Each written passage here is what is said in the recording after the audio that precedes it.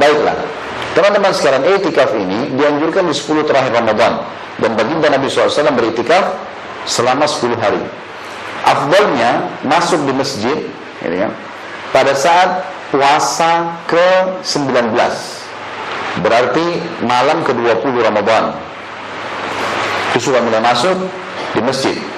Boleh bawa makanan, boleh bawa pakaian, tapi tidak boleh ngotorin masjid. Kalau perempuan harus izin orang tua atau izin suaminya, gitu kan. Ini dibolehkan, tidak ada masalah. Apalagi kalau ada tempat khusus. Tapi kalau ada tempat khusus lebih baik jangan.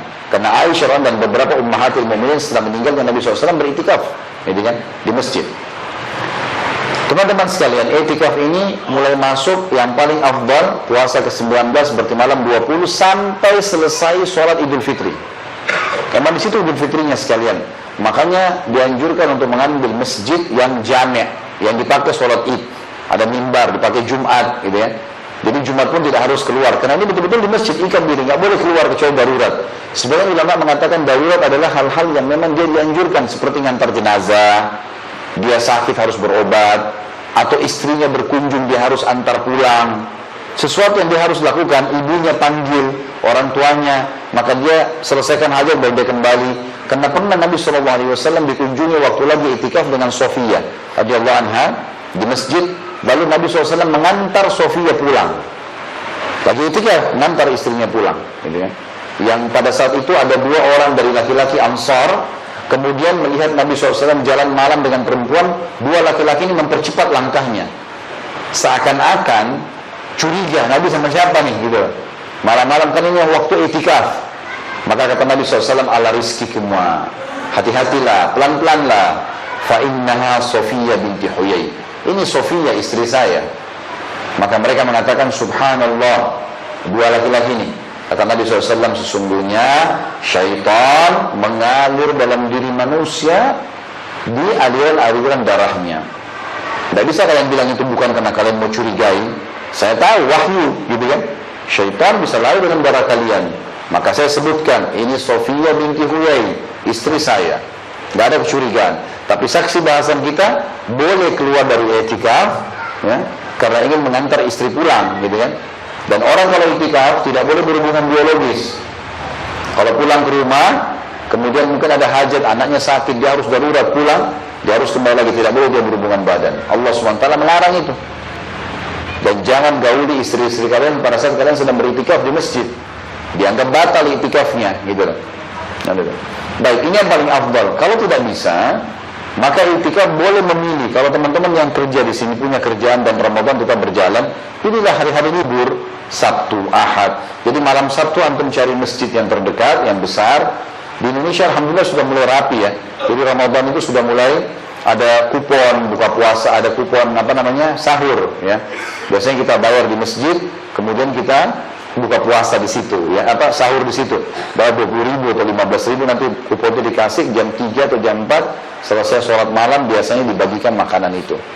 Tentu saja kalau yang pernah saya kerjakan, karena kadang-kadang Ramadan padat sekali jadwal ceramah, maka yang saya lakukan kalau hari-hari libur, saya bawa istri saya sama anak-anak di hari Sabtu atau hari Jumat, kemudian cari masjid besar, datang ke sana, bawa makanan, ya. Kadang-kadang juga di situ banyak yang jual makanan. Kemudian duduklah, ikut sholat isya, sholat tarawih, duduk baca Quran sampai sholat malam lagi ada, sampai sahur, sampai habis sholat subuh baru pulang ke rumah.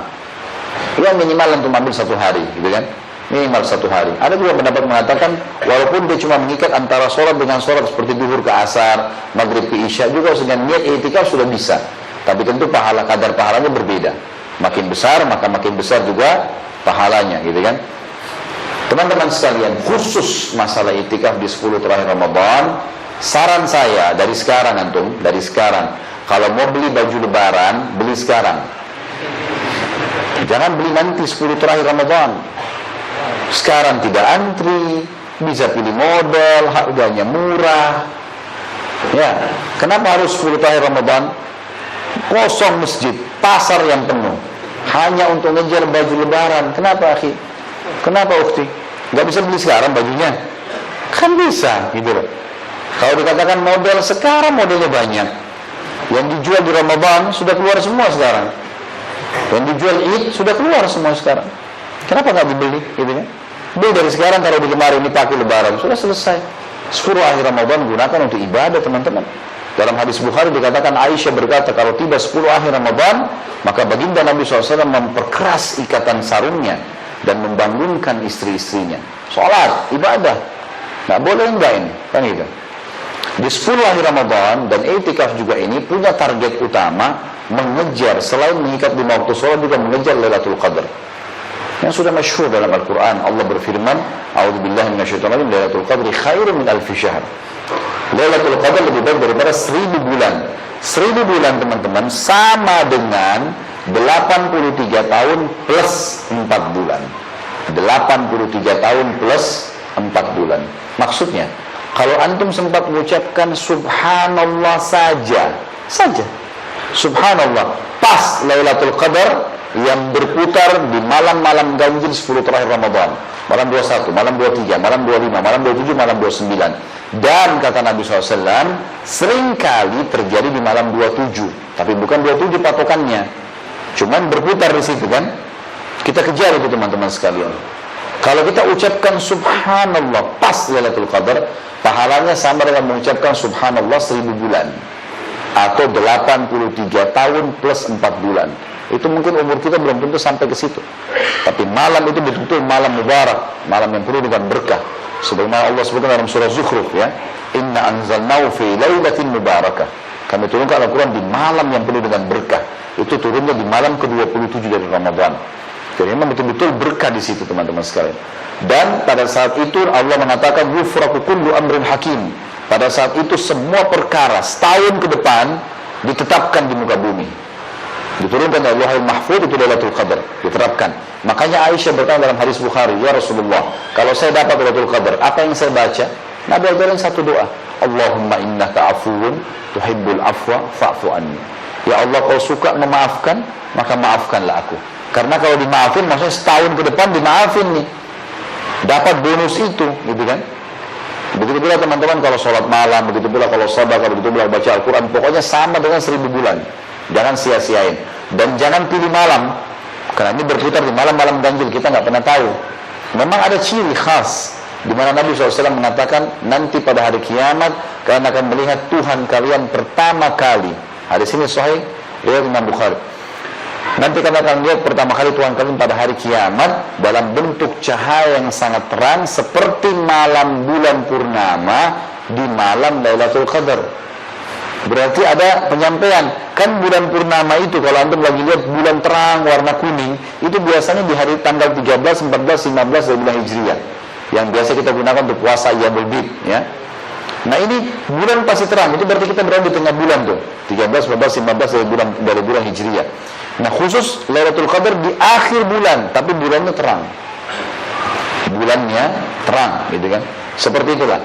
Yang jelas ini patokannya. Sebagian ulama mengatakan Lailatul Qadar itu kalau lagi musim hujan, dia akan berhenti hujan pada saat itu.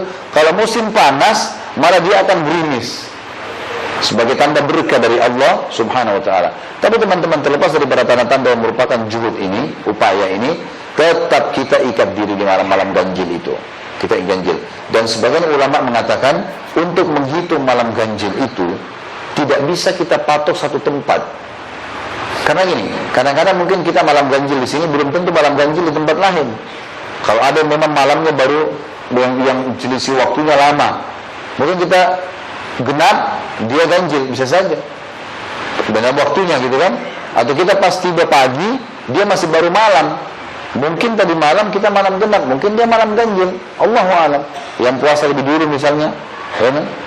Maka ini berarti bisa saja terjadi. Berarti kata ulama tidak bisa kita tolok ukurnya ganjil hitungan kita. Bisa saja genap hitungan kita, tapi misalnya ganjil misalnya di Mekah, ya. Mungkin itu Lailatul Qadar, Allahu a'lam. Kita nggak tahu. Dan semua orang pasti lewatin Lailatul Qadar, nggak ada yang tidak lewatin. Cuman siapa yang beruntung pada saat itu ibadah. Dan ibadah puncak yang diperintahkan sholat malam. Kata Nabi SAW dalam hadis Bukhari Muslim, man qama Lailatul Qadri imanan wa ihtisaba ghufira ma taqaddama min dhanbi. Siapa yang menjadikan Lailatul Qadar dengan sholat Lailatul Qadar malamnya dengan keimanan dan mengharapkan pahalanya, maka diampuni semua dosa-dosanya yang telah lalu. Yang keberapa ini? Yang ketujuh. Baik, masih masuk, baru mau yang ketujuh ya? Baik, yang ketujuh teman-teman sekalian, coba ikat diri mulai Ramadan, gitu kan? Kalau lagi kerja tentu saya sarankan juga ini di weekend saja, di hari libur. Coba kalian belum pernah lakukan, mulai sekarang ikat diri, apalagi Ramadan, ya apalagi hari libur, habis subuh sampai terbit matahari. Kata Nabi SAW dalam hadis yang dihasankan oleh para ulama, siapa yang sholat subuh berjamaah di masjid, kemudian dia duduk sampai terbit matahari, lalu dia sambil berzikir, duduk berzikir ini bisa berzikir pagi, bisa dengar pengajian, bisa baca Quran, kan gitu. Dia duduk sampai terbit matahari, lalu dia sholat 2 rakaat, pahalanya sama dengan haji dan umroh, sempurna. Nah ini bisa kita lakukan di Ramadan. Apalagi beberapa masjid kita, masya Allah ada ceramah subuh misalnya. Jadi nggak rasa habis ceramah sudah mulai terang matahari. Tunggulah sebentar, sabar. Pahala haji dan umroh lah ini, dua-dua digabung, sempurna. Coba latih diri yang belum pernah amalkan di Ramadan, itu penting sekali. Kita bisa lakukan supaya diterapkan juga setelah Ramadan, gitu ya. Ini termasuk yang dianjurkan.